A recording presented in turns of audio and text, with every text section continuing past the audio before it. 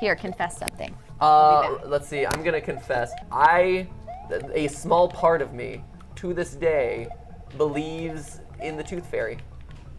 Okay. That even though I am a man of science and scientific belief, that a part of me actually still believes that the Tooth Fairy exists, or at least a part of me still wants to believe that the Tooth Fairy exists. Mostly because when I was growing up, I believe that I saw the Tooth Fairy. To this day, I feel like I've seen the Tooth Fairy, which is weird. And even though I know how ridiculous that is, it's one of those things where I'm like, maybe. No, you didn't see the Tooth Fairy. Hello, Internet. Welcome to Game.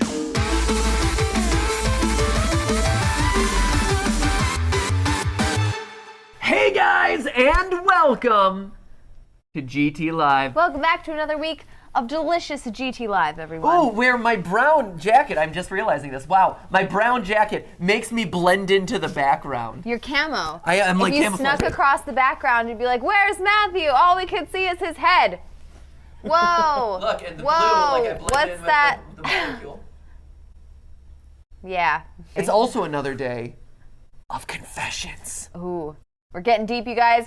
Today, we have something really serious to talk. Oh, we should do something for the cold open. We should do something like we're really serious, where we're like, you guys, we have something we really need to talk to you about today. It's really serious. We're ready to confess.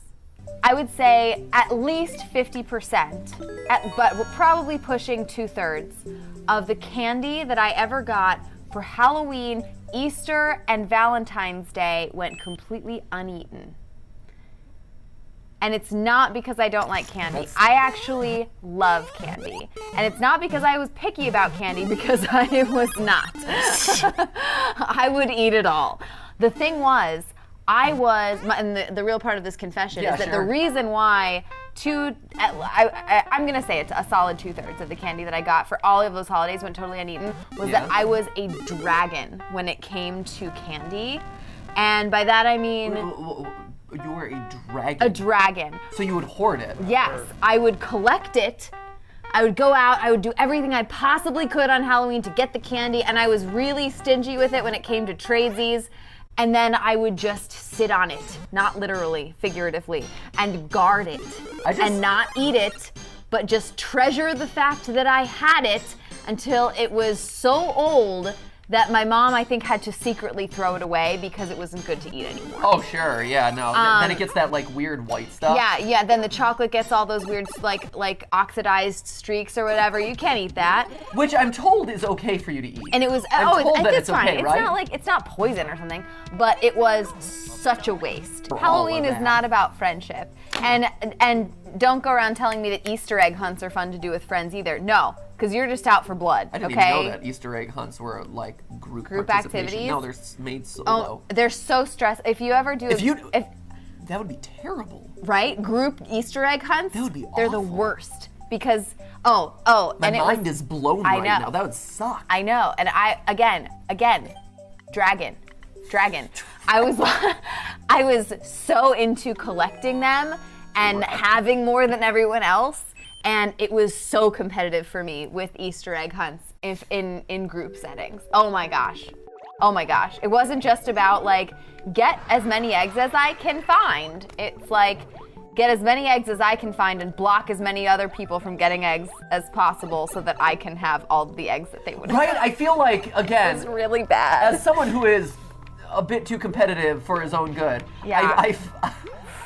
I would assume that, man, doing an Easter egg hunt with other people would literally be the worst thing ever. Jacob Lopez Santos says, I killed at the Easter egg hunts. I showed no mercy. I'm glad I'm not the only one who felt really competitive about the Easter egg, because I was sensing the competitiveness around me, but it's Easter and it's Jesus' holiday, so you have to pretend to be nice and pretend like you are not in it, like in it to win it. Yeah, Jesus like out would for want blood. you to be in it to win it. Instead. Jesus, Would he? That's Jesus not died really for his- your sins, that's so you not could really be in his it to thing. win it.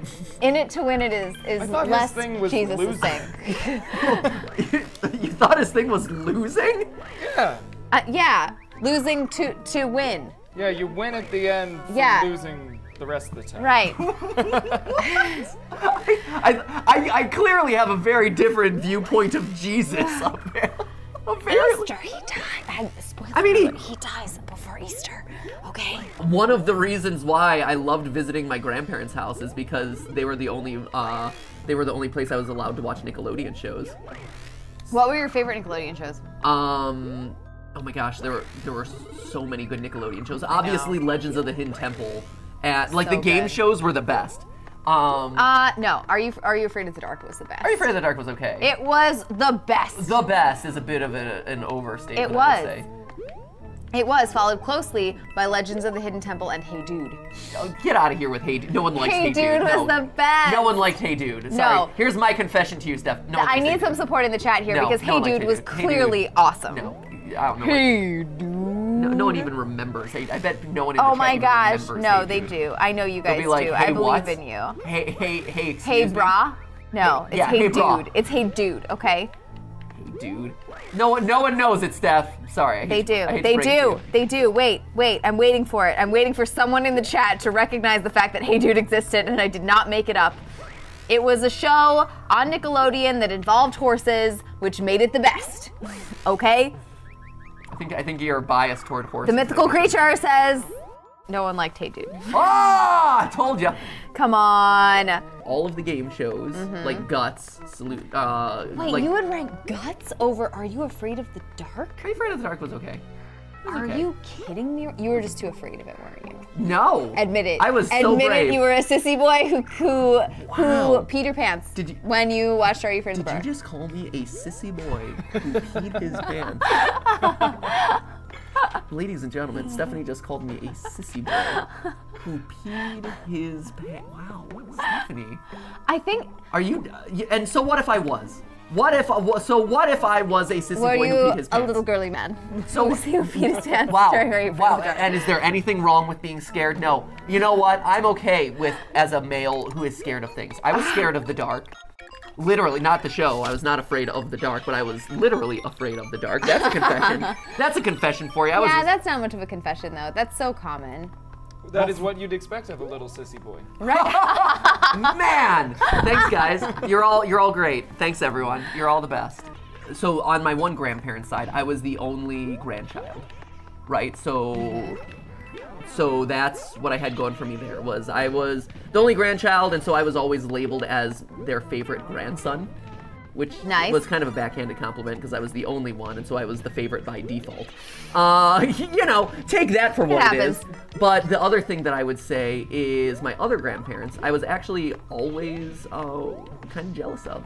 Not of my grandparents, but they had, Oh, you're talking about your grandma's ranking system? yes, my cousins and I were part of like this ranking system. I would keep track of where I rated as far as all the other grandchildren. This is also not like a joke. As soon as I started visiting Matthew's family in Ohio, I started hearing about this ranking system.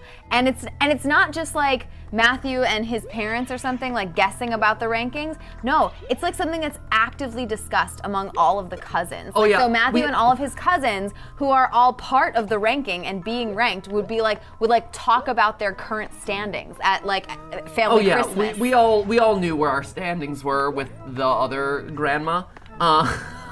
And like we were all aware of them, and we all talked about them, and for better or worse or whatever. And that was so. For the longest time, one of my motivating forces in life, literally like one of the reasons why I strove to overachieve, was to be number one in my grandma's rating system. Mostly because I was really jealous, because for the longest time I was probably ranked at number 3. Out of 5? Oof, that's back half, man. I was ranked as of 1, 2, 3, 4 of 5. I think I was I was 4th for a really long time. Yeah, I know. It Wait, sucks who's to be number. last?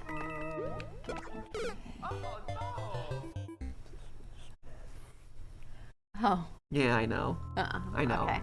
So my family is very economical when it comes to cars, especially. My family, you know, I think everyone has stuff they choose to spend money on and like invest a lot of money into. Cars were never that thing for my family. And so they would buy very inexpensive cars and then drive them absolutely into the ground. Because of that, for most of my life, we had very old cars that were not too nice to look at. At one point in my life, when I was in early high school, like freshman, sophomore year, we actually had a car that was from like 1993, and it was so old that like the paint was peeling off the hood. Everything was faded. It smelled terrible inside. It was awful. It was like a really awful kind of car, but it ran.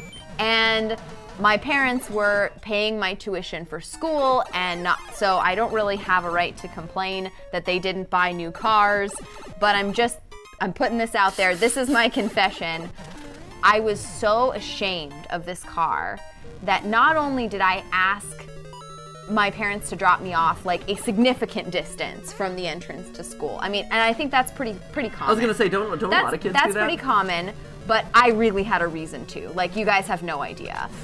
It was so bad. Like, even as an adult, it's not one of those things where you're like, oh, I'm older now, and I look back and hey, that wasn't that bad. No, it was really that bad. But not only would I ask to be dropped off really far away from school, I actually told people that my dad had a company car to cover up the fact that, like, no one ever saw the cars that my parents drove. I made up a car. Really? That they did not own. And I'd be like, oh yeah, my parents are rich too, like all the other people at this school. My dad has a company car. You never see it, but he has it. I made up a car that my family never had because I was so embarrassed about the cars that we did have. Yeah. I don't know, it's just kind of weird. Here's €5. I will use this to gamble with you soon. I, as a little kid, actively but very passive-aggressively tried to convince my friends that there was no Santa Claus. Wow! Really? Yeah. Yeah, there was a reason. Was there a reason? There was at least. Is there ever a reason to not believe in Santa Claus? No, not really. But there was some logic behind it. Yeah. So I think I've told this story on the live stream before, where I had to be told that there was no Santa Claus at age like 2 or 3. Yeah. Really young, because I was convinced, like deeply convinced, that if Santa could get into the house, so could kidnappers. Right. Yeah, of course. And I was really upset about this. As you do. And it was terrifying. Rightfully and so. My parents were like, okay, fine. There is no Santa Claus. No one can get in. But then why do you have to tell other people? Well, so here was the thing. It gets to be Christmas time. Your other 3- and 4-year-old friends are talking all about Santa, and you're sitting there twiddling your thumbs, being like, I know that there's no Santa. Wow, and so you killed it for everyone else. No, and so I'm sitting there being like, oh my gosh, these lemmings believing these lies. Man! And lemmings believing the lies. And I was like, I was like, oh God, this secret is killing me. And I was also just really bad at keeping secrets as a little kid. So I was like, I wouldn't tell them. I would just kind of drop hints about it.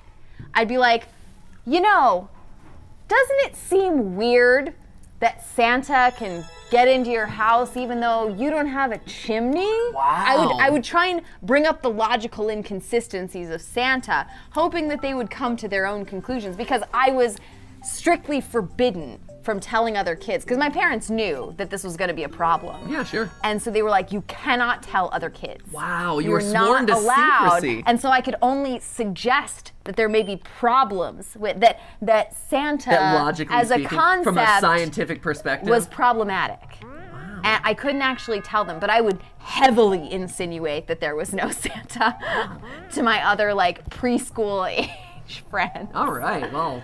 I was just trying to bring on the truth. Here, confess something. Let's see, I'm gonna confess. I'm gonna confess actually the complete antithesis of what Stephanie just confessed, which is the fact that a small part of me, to this day, believes in the Tooth Fairy. Okay. That even though I am a man of science and scientific belief, that a part of me actually still believes that the Tooth Fairy exists, or at least a part of me still wants to believe that the Tooth Fairy exists. Mostly because when I was growing up, I believe that I saw the Tooth Fairy. Oh, that would do it. So I was really young. I had lost a tooth, and I saw this. I swear, I had weird visions when I would go to sleep. Actually, so I think that in and of itself is a confession. Where I had I'd gone to sleep, but I was kind of like half awake, and I saw like this glowing blue light next to my pillow that very clearly I thought was the Tooth Fairy. And then the next morning, obviously, I had the, I had money under my pillow. But it was one of those things where I swear I saw the Tooth Fairy. To this day, I feel like I've seen the Tooth Fairy, which is weird. And even though I know how ridiculous that is, it's one of those things where I'm like, maybe. No, you didn't see the Tooth Fairy. I used to pretend to die in preschool so that way I got more attention. Wait, no, that was gonna be mine. Wait, are you kidding me? No, are you joking? Yeah, no, right there. I used to pretend to die. I used to pretend to die too. Are you kidding me? Really? Yeah. Wow. That was totally gonna be the one I pulled up. I used to die to get attention. Oh my gosh! Are you kidding me? Yeah. That's so funny. Is it? I mean, no, it's sad that we're so desperate for attention. It's on video. We even have home videos of me like pretending to die to get attention. That's incredible. It was usually when there were a lot of other kids around. Okay. And I was like, I'm not getting enough attention. There aren't enough eyes on me. Yeah, I would, in preschool, I was so jealous of all the other kids getting attention that I would, oh my gosh. Yeah. What does that say about that us? we're idiots. I would totally like collapse in the middle of preschool or whatever, or off on to the playground. side or whatever. It was a big one for me. Yeah. And then what would happen is, people would eventually stumble across your quote unquote dead body. Yeah. and then they'd be like, hey, are you okay? Or whatever. Yeah. And you don't respond.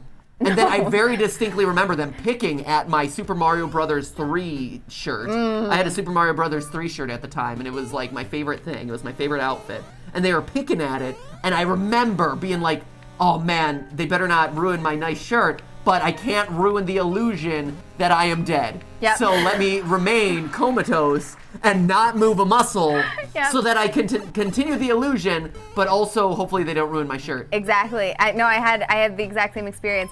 Fiona Heron says, what is wrong with you two? Yeah. And then eventually people come by and they're like, oh my gosh, are you okay? And then you're like, give me attention. It wasn't when we were like 12. It would be like when you were like 3. I was really little when I used to do that. But it was all like, hey, notice me. It was more of like a notice me senpai thing, except the senpai was a teacher, a parent, or other adult figure. And you have to make sure that you don't breathe a whole lot, so that way you don't ruin the ruse. Right. So that way people are still like, oh man, he might actually be dead. you have to commit to the performance if you're gonna do it. Early on, I would brag in class about having a penis. Little did you know, not something to brag about. Well, right. No, it was one of those things where, like, I was like, yeah, I got something that you guys don't, that you other people don't have. It's my penis. I totally did. I'm like, because it was explained to me like, oh, you have something that other kids don't, and it's your little dangly bit, and I'm like, oh, my pee-pee, my wee-wee, and so it wasn't explained as like a like a gender thing? Like a gender thing. It was just like some kids have this and some kids don't. I'm like, oh, okay. Well, guess what I have? I got a penis. In middle school, I definitely made up the fact that I had a boyfriend. I pretended to have a boyfriend.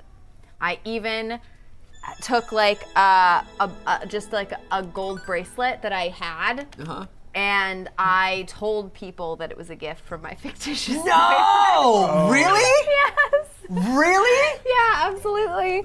Because everybody had. Wow. Like when 6th grade rolled around or whatever, everyone had these like relationships that lasted for like a week or two or whatever.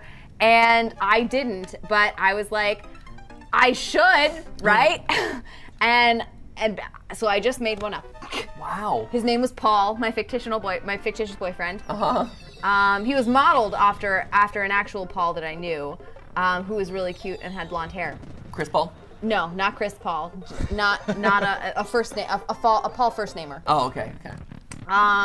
Yeah, and so I pretended, but the real Paul wasn't someone I would have actually wanted to date. It was just, or like even hang out with. Sure. It was just a mannequin, really, that I modeled this fake boyfriend. So you dated a mannequin, is what you're telling me. But it made my story more plausible because when people were like, oh, what does he look like? I had a person to actually describe.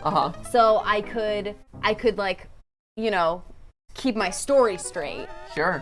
And obviously the jewelry that he was giving me as a 12-year-old. Right? Yeah, I mean, you got yourself a sugar daddy at that point. Well done. Okay, I'm definitely not the only one who did this.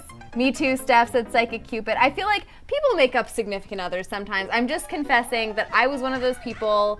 I don't know whether it means that I was uncool. Maybe everyone just does this. Maybe everyone thinks they're uncool but actually does this. I totally made up a boyfriend. Hey, no shame. I'm clearly not that ashamed. Right, no, that's a good one. Since Steph isn't here, I can say this one. Okay, ready?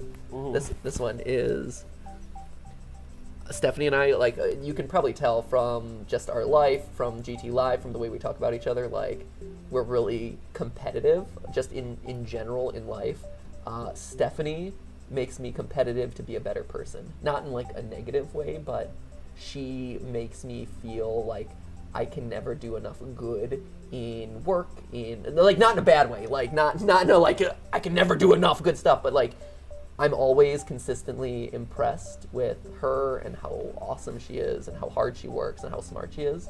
And so it pushes me to do better and kind of rise to the incredibly high bar that she's set. So it's a relationship that makes me, I don't know, it's made me a lot better. So that's a confession I can say here in private as she's in another room. So. Oh. She heard all of it. She was standing out. Are you kidding me? Real? Are you kidding? Seriously? But it was really sweet. I was touched. I blushed. I thought it was great. Stephanie made a vomit face. Are you? She's vomiting off screen. Damn it. Okay, fine. Thank you guys so much for watching this episode of GTLive. If you want to see all our confessions, well then click the box to the left, or click the box to the right if you missed our first round of confessions. Holy cow, I feel like a weight has been lifted from my shoulders as I've revealed so many secrets about myself. And most of all, make sure you subscribe. I confess that there's some good live streams coming up.